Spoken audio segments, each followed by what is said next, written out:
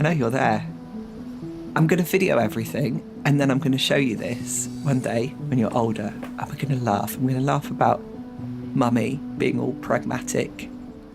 I feel like, particularly with trans stories, they're often seen that there needs to be an interpreter, somebody who explains it to the audience. You know, you have a voiceover. Like a film like mine or a story like mine, it could be told, maybe if it was a TV thing, it would have a voiceover explaining, you know, Jason always thought he was a man. Jason, you know, it's kind of, and once you start pinning stuff down into that, it loses something. And I think that's something about the film that I really love and that people seem to respond to, is that you get to know us without those kind of labels of who's what and what people call themselves.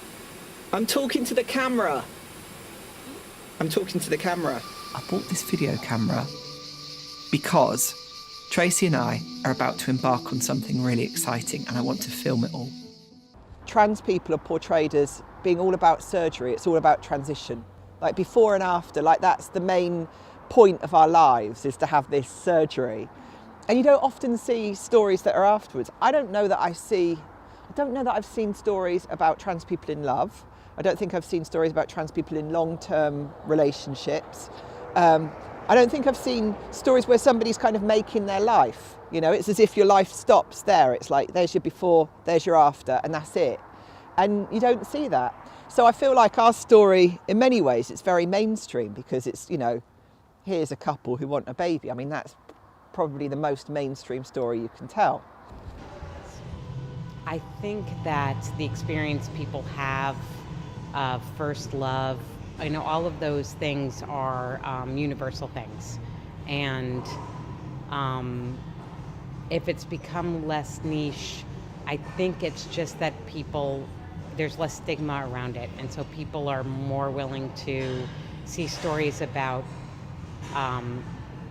groups of people that don't necessarily include them. So there's the work isn't less niche, the audiences are less niche. So it's just an openness or a willingness to want to understand different points of view.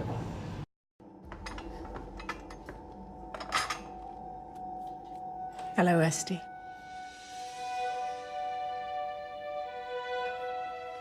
Your wife?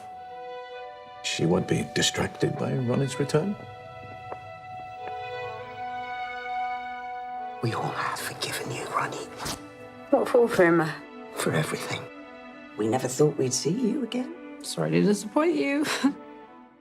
We've all been brought up with this idea of there's normal and then deviations of the normal. And I think what will be really interesting is people claiming those stories and showing that normal is not one binary definition by any means of sexuality or gender or anything, and that it has a wide range of different expressions in. And I think that's such an important thing for the next generation growing up to see that. And I think that will be a seismic shift then in society, that you won't get as much shame or homophobia, or because people will recognise that normal is a spectrum and not a singular entity, I think.